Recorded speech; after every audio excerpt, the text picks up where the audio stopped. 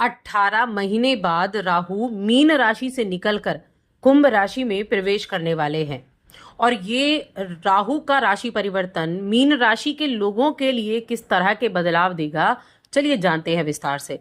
जय माता दी दोस्तों, आप सभी का स्वागत है हमारे YouTube चैनल अमृता एस्ट्रो में। और आज की इस वीडियो में मैं बात कर रही हूँ राहु के राशि परिवर्तन के प्रभाव के बारे में।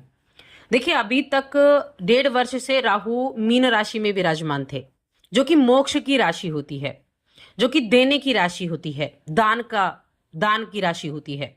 और अब 18 मई को राहु और केतु दोनों का राशि परिवर्तन होने वाला है।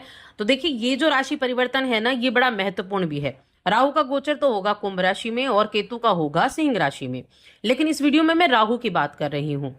राहु जो है, राहु और केतु दोनों ही छाया प्लेनेट हैं, यानी एक ऐसे प्लेनेट जिनको देखा नहीं जा सकता, लेकिन उनका प्रभाव बहुत अधिक हमारे जीवन पर रहता है, क्योंकि उनकी महादशाएं भी हमारे जीवन में आती हैं और लगभग 30% हमारे जीवन में इनकी महादशाएं चल रही होती हैं।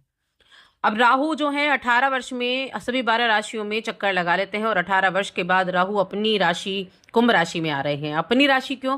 क्योंकि जो कुंभ राशि है ना, वो शनि की राशि है और शनि के छाया ग्रह राहु है, तो कुंभ राशि के को लॉर्ड भी राहु बनते हैं। तो इस तरह से इनकी ये मूल त्रिकोण राशि भी कही गई है।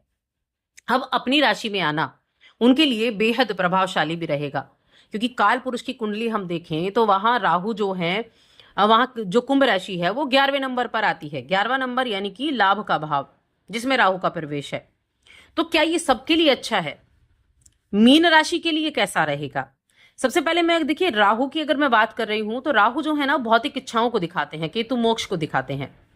राहु महत्वाकांक्षी है, राहु छल कपट भी दिखाते हैं, भ्रम भी दिखाते हैं, अप्रत्याशित परिवर्तन दिखाते हैं, पारंपरिक चीजों से हटकर कुछ नया करने के लिए आपको प्रेरित करते हैं। लेकिन कई बार ये भटकाव भी ले आते हैं और असमंजस की स्थिति भी ले आते हैं। डिपेंड करता है कि राहु किस भाव में बैठे हैं, उसके अनुसार उसके रिजल्ट भी आपको देखने को मिलते हैं।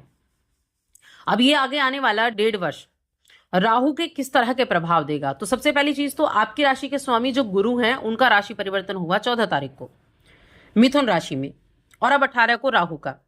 तो इन दोनों के राशि बदलने से एक योग बना नवम पंचम का, क्योंकि राहु गुरु को पंचम दृष्टि से देख रहे हैं और गुरु राहु को नवम दृष्टि से, जो अगले 1 वर्ष तक रहने वाला है।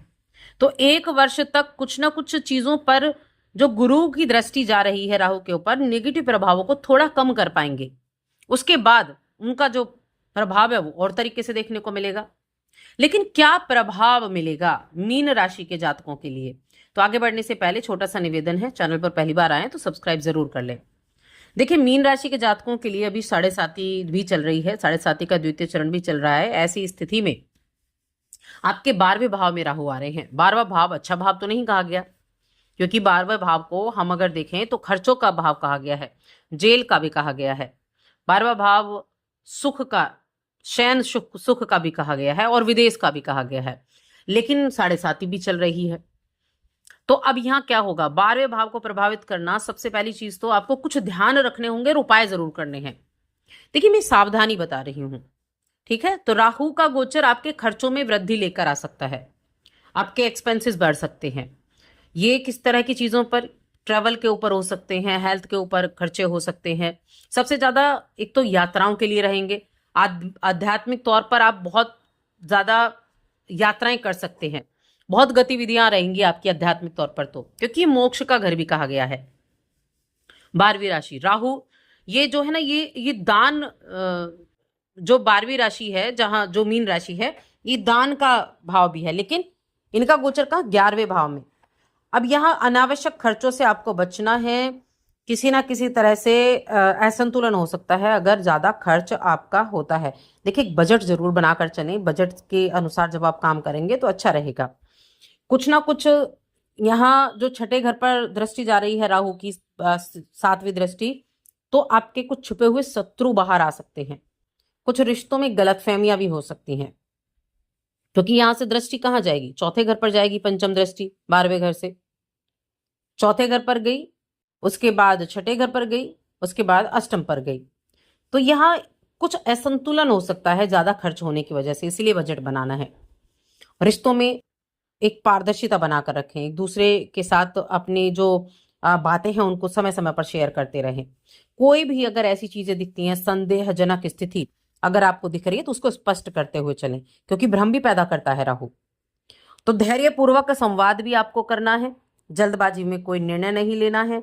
जितना अधिक संयम रखेंगे, जितना अधिक पारदर्शिता रखेंगे, उतने ज्यादा अपने संबंधों को मजबूत बना पाएंगे। चौथे घर पर जो दृष्टि होगी राहु की, पंचम दृष्टि, तो ये क्या रहेगा, यहां पर गुरु भी बैठे हुए होंगे चौथे घर पर। तो अपने परिवार के लोगों के साथ अच्छे से रिश्तों को बनाकर चलें, माता के साथ संबंध अच्छे रखें। कोई प्रॉपर्टी वगैरह आप खरीदते हैं, बेचते हैं, पेपर्स को अच्छे से चेक कर लें, इस चीज का भी ध्यान रखें। कम्युनिकेशन पर ध्यान रखें, क्योंकि मिथुन राशि कम्युनिकेशन की राशि है, जहां गुरु गए हैं और राहु की दृष्टि है।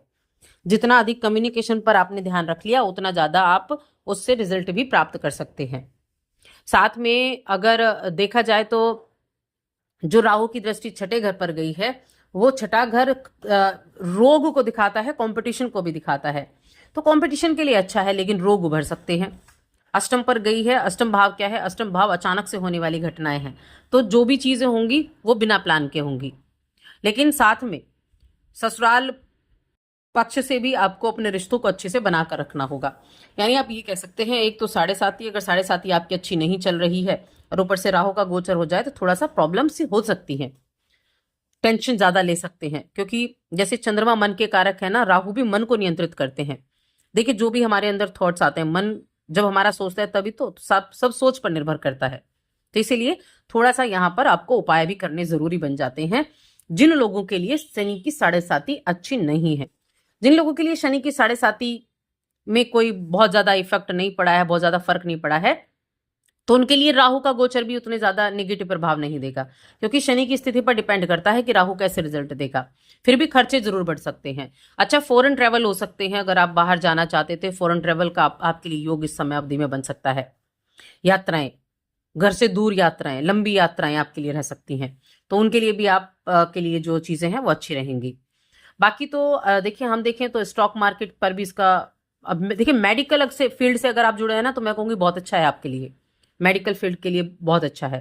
कोई नया इंफ्रास्ट्रक्चर बनाना है, उसमें आपको अच्छा रहेगा।